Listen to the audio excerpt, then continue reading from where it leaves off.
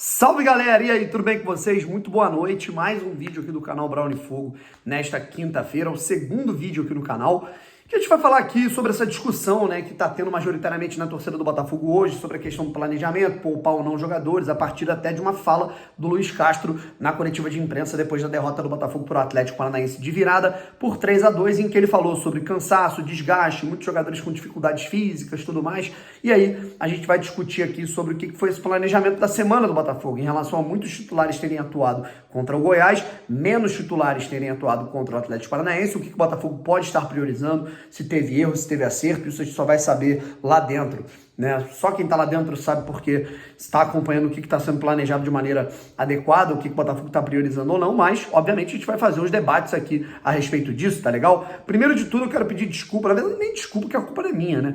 Mas, assim, o YouTube ferrou a galera aí, né, cara? Inclusive, me ferrou também. A gente teve que fazer toda uma reorganização aqui no nosso cronograma, na nossa grade de conteúdos, né? Esse vídeo que eu tô fazendo, por exemplo, aqui pra vocês, às 19 horas, ele deve entrar no ar aí, sei lá, às 19h30, eu queria ter feito hoje de manhã, né? E eu não pude porque logo após o jogo eu fiz a minha análise de Botafogo e Atlético Paranaense e o YouTube não tava deixando ninguém trabalhar, né? Eu não consegui postar meu vídeo, um monte de gente não conseguiu postar vídeo, o Botafogo não conseguiu postar o vídeo da coletiva de imprensa, porque teve esse problema geral do YouTube. Ninguém conseguiu publicar nada a partir ali de, sei lá, 11 da noite até de manhã, né? E eu só consegui publicar o meu vídeo, o YouTube só deixou eu publicar o meu vídeo às 11 da manhã, né? Então, a análise acabou ficando um pouco mais para depois, a gente teve que fazer o vídeo agora e aí amanhã a gente volta com mais conteúdos, tá legal, rapaziada? Se inscreve aqui no canal e eu quero pedir essa moral, né? Porque como a gente não pôde fazer o pós-jogo na hora do jogo,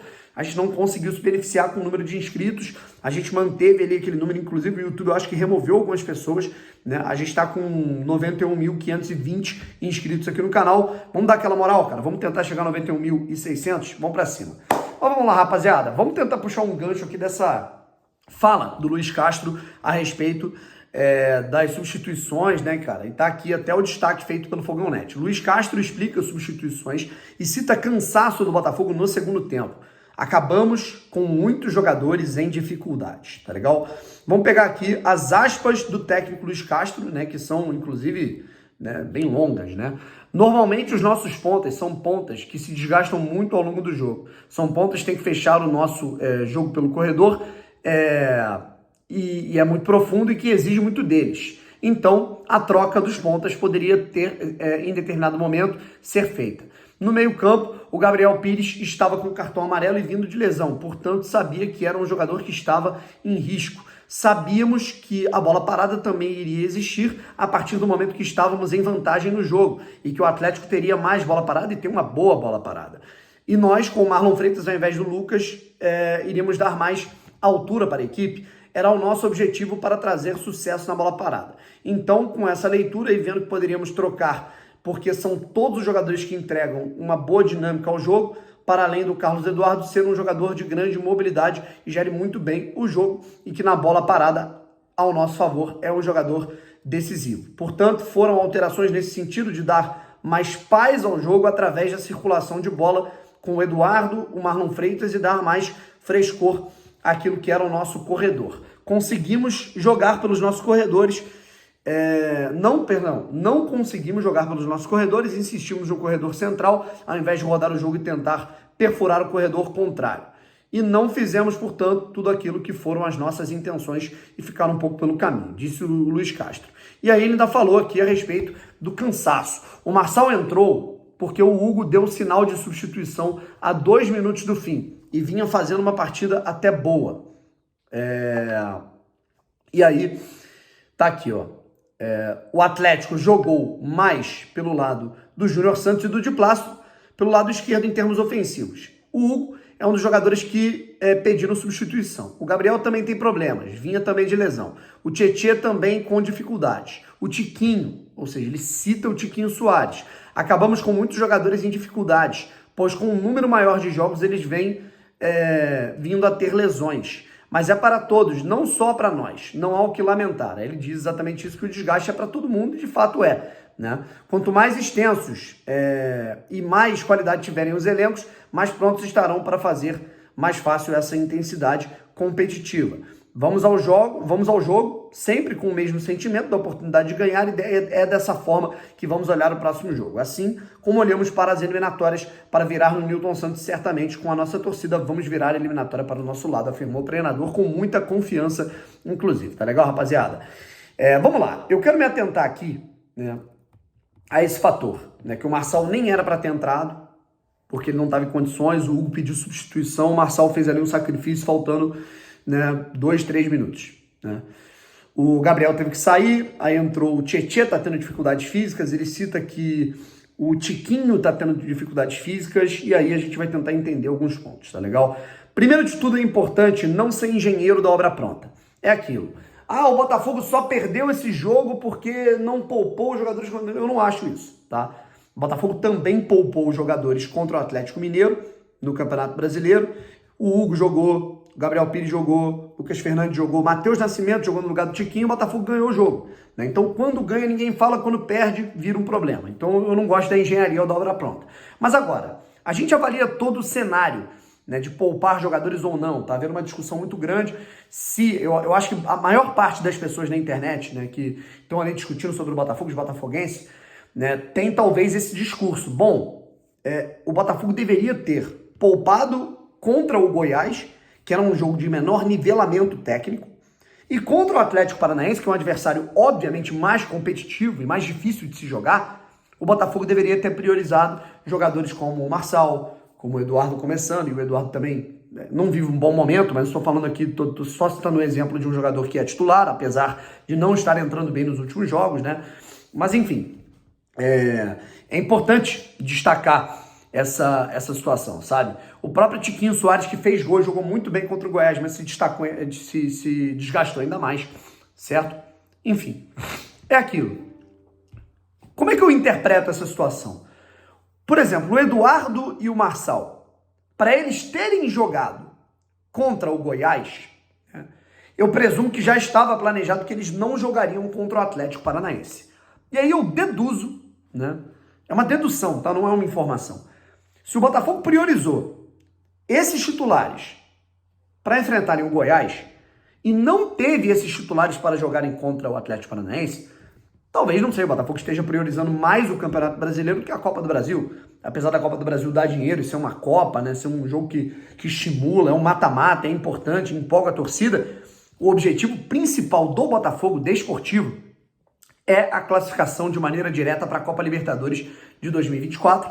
E o caminho, digamos assim, que o Botafogo está enxergando como o mais viável nesse momento, até pelo bom começo do time no campeonato, é o Brasileirão. O Brasileirão vem sendo ali uma porta interessante para o Botafogo já olhar com carinho para essa vaga, até para a fase de grupos da Copa Libertadores, certo?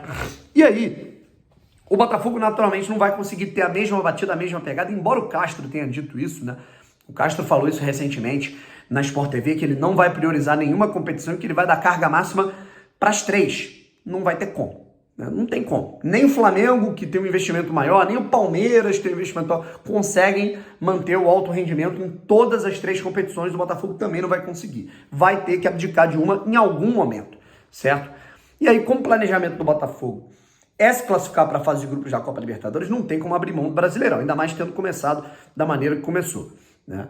E aí, em alguma das Copas, o Botafogo vai acabar tendo, né, uma prioridade, né, menor.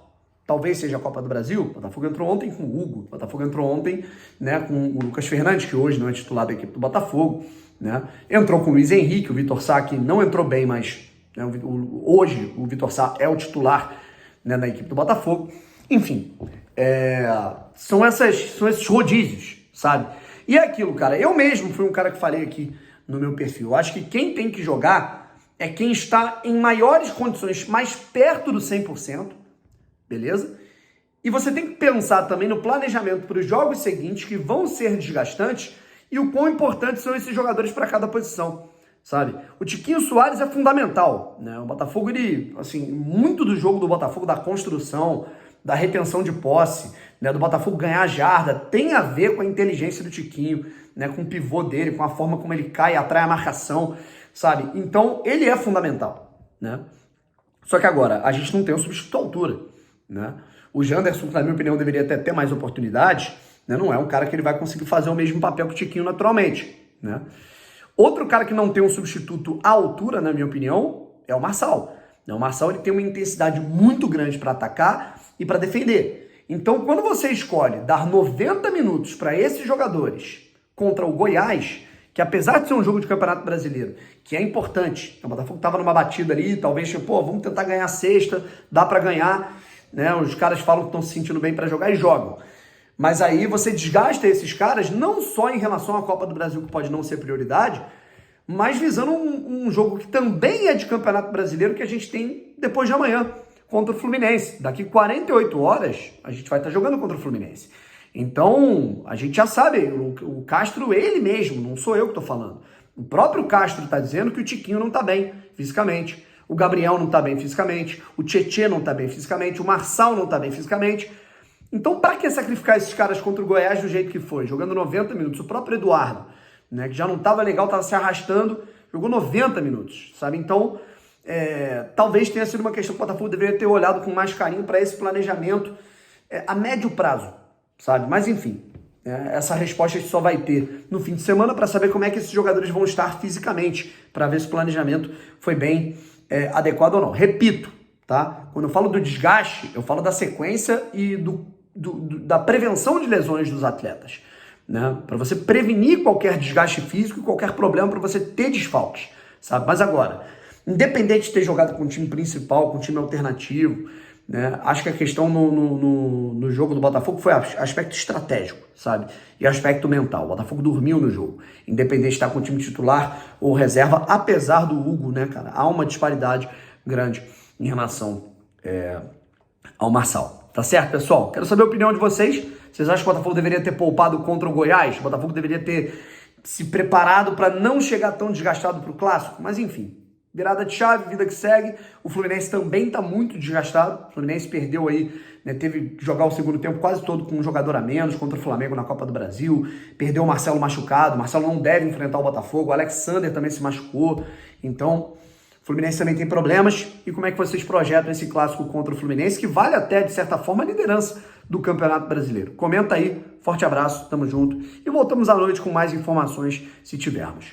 Fui!